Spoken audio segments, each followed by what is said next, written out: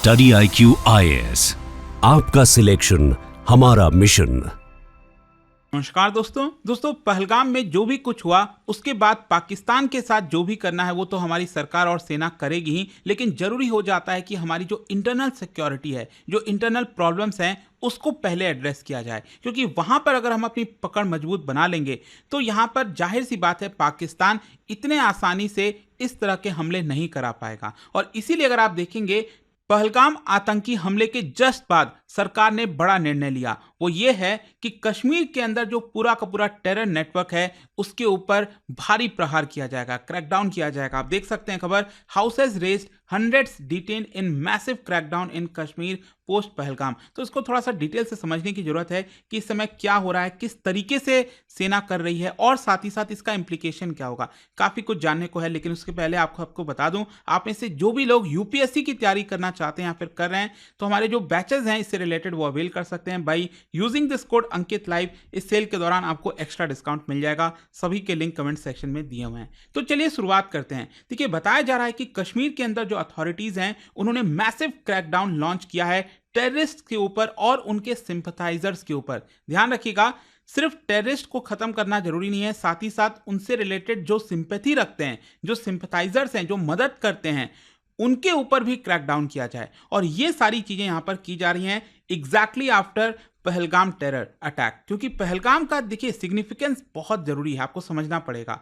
क्योंकि आपको पता होगा 2000 में जब इंसर्जेंसी अपने पीक पर चल रही थी कश्मीर में, उसके बाद से ये पहला इतना बड़ा अटैक है, मैसेकर है ऑन टूरिस्ट। मतलब जनरली जितने भी अभी रिसेंट टाइम्स में अटैक देखने को मिले हैं वो सरकार के ऊपर हुआ है, सेना के ऊपर हुआ है, लेकिन टूरिस्ट के ऊपर जो अनआर्म्ड होते हैं, मासूमों के ऊपर इस तरह का हमला करना ये कहीं से भी बर्दाश्त नहीं किया जा सकता। तो कहीं ना कहीं इससे पूरा देश हिल गया है। फिर दूसरा है यहाँ पर क्या है कि कश्मीर के अंदर जिस तरह से टूरिस्ट का फुटफॉल बढ़ रहा था उसको भी एक प्रकार से तोड़ने की कोशिश की गई है। 2024 में रिकॉर्ड 2.2 मिलियन विजिटर्स आए थे कश्मीर के अंदर। और साथ ही साथ कश्मीर की जो इकोनॉमिक रिकवरी हो रही थी उसको तोड़ने की कोशिश है और कश्मीर इशू को इंटरनेशनलाइज जो है वो कराया गया। तो ये मायने रखता है कि यहाँ पर कश्मीर के ऊपर एक तरह से हमला किया गया है ताकि उसको ग्रो ना करने दिया जाए। एंड इसीलिए अगर आप देखिए तो यहां पर कई स्टेप्स लिए हैं अथॉरिटीज ने। सबसे पहला है कि जो आतंकियों के घर हैं, तो करीब 5 के आसपास ऐसे घर हैं, ओवरग्राउंड वर्कर्स के घर हैं पुलवामा में, कुलगाम में, शोपियान डिस्ट्रिक्ट में, उन सबको ध्वस्त किया गया है। उसको तोड़ा नहीं गया है, क्रेन का इस्तेमाल नहीं हुआ है, वहां पर बॉम्ब लगाकर उसको पूरी तरह से खत्म कर दिया गया, उड़ा दिया गया। और अथॉरिटीज का यह कहना है कि ये जो प्रॉपर्टीज थे ना, ये टेरर इंफ्रास्ट्रक्चर थे। मतलब ये टेररिस्ट को शेल्टर प्रोवाइड करते थे, प्लानिंग करने का मौका देते थे, वहां पर आर्म्स स्टोर किया जाता था, ये सरकार कह रही है। अच्छा, इसके अलावा यहां पर बहुत से इंडिविजुअल्स को अरेस्ट किया गया। बताया जा रहा है कि कम से कम 1500 से ज्यादा लोगों को डिटेन किए गए हैं, अरेस्ट किए गए हैं कश्मीर वैली के अंदर। और इसमें से कौन कौन लोग हैं? ये ओवरग्राउंड जो वर्कर्स हैं, जो पूरा कोऑर्डिनेट वगैरह करते हैं, एक प्रकार से जो आतंकी हैं उनको सपोर्ट प्रोवाइड करते हैं, कोई चीज की जरूरत है, कुछ भी है तो इनके द्वारा किया जाता है। फिर इसके अलावा जो सिंपथाइजर्स हो गए, जो रेडिकलाइज्ड यूथ हो गए, और कुछ ऐसे लोग भी हैं जो बैंड ऑर्गेनाइजेशंस के साथ लिंक में हैं, तो उन सबको यहां पर अरेस्ट किया गया है अभी के लिए टेम्पररी बेसिस पर। अच्छा, यहां पर डिटेनीज में अगर आप देखोगे तो कुछ ऐसे फॉर्मर टेररिस्ट भी हैं जिन्होंने सीज फायर स्कीम का फायदा उठाया था। मतलब उनका यह कहना था कि हम मेन स्ट्रीम में आना चाहते हैं, सरकार ने भी मदद किया, लेकिन उसके बावजूद भी जो है वो टेररिस्ट के संपर्क में बने हुए थे। फिर कई ऐसे रिलीजियस प्रीचर्स हैं जो कि यूथ को भड़काते हैं, इंडोक्ट्रिनेट करते हैं, तो उनको भी यहां पर डिटेन किया गया, अरेस्ट किया गया है। अच्छा, इसके अलावा कई जगह रेड भी मारा जा रहा है, मैसिव कोऑर्डिनेटेड रेड चल रहा है श्रीनगर में, पुलवामा में, कुलगाम में, अनंतनाग, बारामूला के अंदर। और यहां पर जो सर्च ऑपरेशन है इसकी कोई लिमिट नहीं है। मतलब कहीं पर भी जाकर जो है वो आपका अथॉरिटीज चेक कर रही है, चाहे वो रिलीजियस प्लेसेस क्यों ना हो, मदरसास क्यों ना हो, प्राइवेट ट्यूशन सेंटर्स क्यों ना हो, एनजीओज हो गया, हर जगह सर्च ऑपरेशन जारी है। फिर इसके अलावा कई सारे जो इलेक्ट्रॉनिक डिवाइसेज हैं, मोबाइल, लैपटॉप्स, उनकी भी चेकिंग हो रही है इन लोगों की, ताकि पता लगाया जा सके कि ये किसके संपर्क में रहते थे, किनके साथ कम्युनिकेट करते थे। फिर इसके अलावा security deployment, heavy reinforcement of security forces sensitive areas में लगाया गया है ताकि हालात ना बिगड़े। और नाइट कर्फ्यूज इंपोज किए जा रहे हैं कुछ जगहों पर। इसके अलावा फ्लाइंग चेक पॉइंट्स जो हैं वो भी स्टैब्लिश किए जा रहे हैं हाईवेज और रूरल रोड्स के ऊपर। अच्छा, ये फ्लाइंग चेक पॉइंट्स क्या होता है? देखो, नॉर्मल चेक पोस्ट और जो चेक पॉइंट है वो हम सब जानते हैं कि वो परमानेंट बेसिस पर रहता है कि आप एक रास्ते से जा रहे हो, वहां पर चेक पॉइंट बना दिया गया तो आपको पता है कि वो वहीं पर है। लेकिन जो फ्लाइंग चेक पॉइंट का मतलब होता है कि एक ट्रक जैसा मिलिट्री ट्रक है, उसको कहीं पर किसी भी समय हाईवे पर लाकर खड़ा कर दिया गया और वहां पर चेकिंग स्टार्ट कर दी गई, तो उसको हम कहते हैं फ्लाइंग चेक पॉइंट। कहीं पर भी बना दो इसको जहां पर जरूरत पड़े।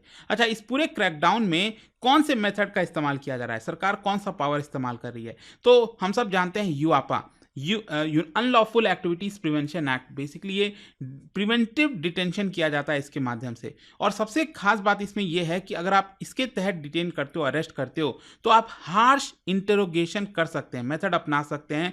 ये एक्ट के अंदर कहा गया है, तो इसी की वजह से ये वाला जो कानून है वो लगाया जाता है। फिर इसके अलावा क्या है कि टेक्नोलॉजी का इस्तेमाल हो रहा है। देखिए, अभी जो पहलगाम में अटैक हुआ तो देखा जा रहा है कि वहाँ के आसपास जितने भी कैमरेज वगैरह थे उनसे लोगों को डिटेक्ट किया जा रहा है और फिर यहाँ पर फेशियल रिकॉग्निशन के माध्यम से उनको ढूंढने की कोशिश की जा रही है। तो टेक्नोलॉजी का इस्तेमाल किया गया है। सोशल मीडिया जो प्रोफाइल्स हैं सिंपथाइजर्स के, उसको लगातार मॉनिटर किया जा रहा है। फिर यहाँ पर कई जो प्रॉपर्टीज़ हैं उसको सीज किया जा रहा है ऑफ ओवरग्राउंड वर्कर्स, उसको फ्रीज कर दिया गया है। स्पेशली मैं आपको बता दूं, कश्मीर कई बार क्या होता है ना कि शॉप्स हो गए, पेट्रोल पंप्स हो गए, वहाँ से जो भी प्रॉफिट वगैरह आता है वो आपका टूरिज्म की तरफ धकेल दिया जाता था। तो उस तरह की प्रॉपर्टीज़ को सीज किया गया है। फिर इसके अलावा यहाँ पर जो भी सरकार कर रही है, प्रॉपर्टी सीज कर रही है, घरों को उड़ा रही है टेररिस्ट के, तो ये पब्लिकली बता रही है, वहाँ के लोगों को दिखा रही है जानबूझकर कि देखिए, अगर आप इस तरह की कोई भी हरकत करते हो तो इसका अंजाम जो है वो बहुत बुरा होगा। अच्छा, यहाँ पर अब क्वेश्चन ये आता है कि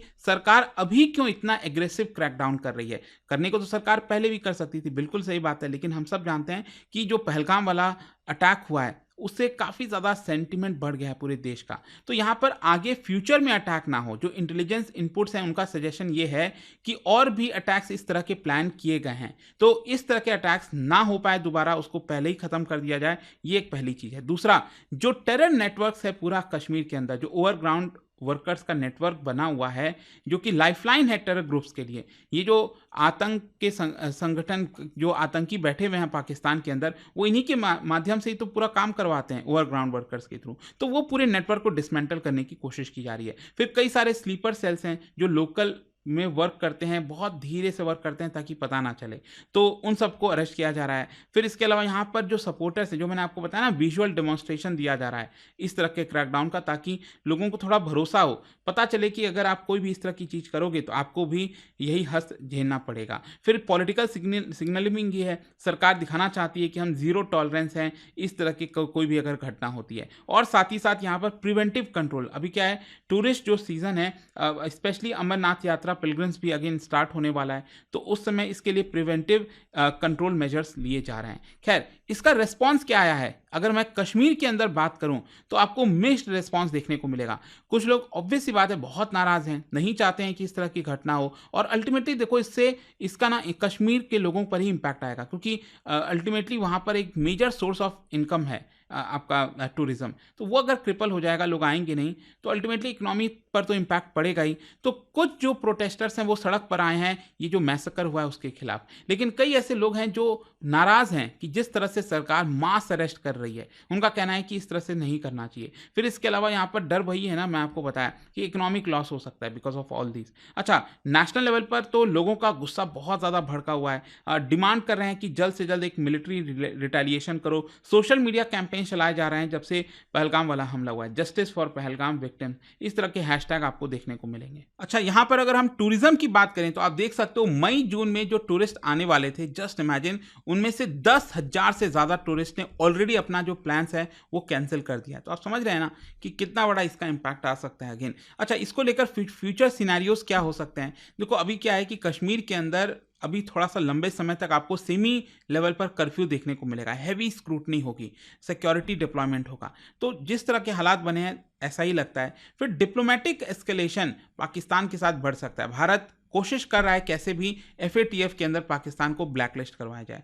फिर यहाँ पर स्मॉल स्केल जो सर्जिकल स्ट्राइक है, जैसे उरी वाला मामला हुआ था 2016 में, तो कुछ उस प्रकार का भी सर्जिकल स्ट्राइक स्मॉल स्केल का कई जगह करा सकती है सरकार, ये भी आपको ध्यान में रखना चाहिए, कई जगहों पर ये कराया जा सकता है। इंटरनल मेजर्स भी यहाँ पर लिए जा रहे हैं, जैसे कि जो प्रॉपर्टीज़ है मिलिटेंसी की, वो एक प्रकार से सीज़ करने की कोशिश है। जो एनफोर्समेंट है, नया एंटी टेरर कानून जो है फाइनेंसिंग रूल से रिलेटेड, उसको और टफ बनाया जा रहा है। और साथ ही साथ अभी क्या है ना कि जैसे बात चल रही थी कि कश्मीर को, जम्मू कश्मीर को जो है सेपरेट स्टेट बना दिया जाए, अभी तो वो यूटी है, तो यहाँ पर उसमें अब डिले हो सकता है। भले ही सुप्रीम कोर्ट को कहा गया है केंद्र सरकार के द्वारा कि हम जल्द बनाएंगे, लेकिन ये जो घटना हुई ना, इससे एक बड़ा सेटबैक लगा है। तो कंक्लूजन यही निकलता है कि देखो, पोस्ट पहलगाम जो है कश्मीर में एक जिस तरह से क्रैकडाउन किया जा रहा है, ये दिखाता है कहीं ना कहीं अभी तक का harshest internal security measures, recent times में इतना बड़ा क्रैकडाउन नहीं किया गया है। और ये अगेन रिफ्लेक्ट करता है भारत की evolving counter terror doctrine, Swift होगी, प्यूनिटिव होगी, हाईली होगी, विजिबल होगी, ताकि हम यहाँ पर प्रिवेंट और पनिश आतंक को दोनों चीजें कर सकें। और इसके अलावा देखिए, हमने इंटरनेशनली भी साफ साफ सिग्नल दे दिया है कि India will not return to dialogue until terrorism is crushed, ये साफ साफ भारत ने कह दिया है। तो ये पूरा वीडियो था दोस्तों, आई होप आपको समझ में आ गया होगा। और जाने से पहले एक इंटरेस्टिंग क्वेश्चन, क्या आप बता सकते हो यूएपीए से रिलेटेड ही यहाँ पर 2 स्टेटमेंट दिया गया है, कौन सा करेक्ट है? इसका राइट आंसर आप सब जानते हैं, मेरे इंस्टाग्राम पर तो मिलेगा ही, वहां पर अगर आप नहीं हो कोई बात नहीं, टेलीग्राम से ले सकते हैं इसका सही उत्तर। और जैसा कि मैंने आपको बताया, अगर आप यूपीएससी की तैयारी कर रहे हैं, ये सबसे सही मौका है आपके पास लेने का 2026 के लिए batch. By using this code Ankit live you will get extra discount. Study IQ IAS, आपका सिलेक्शन हमारा मिशन।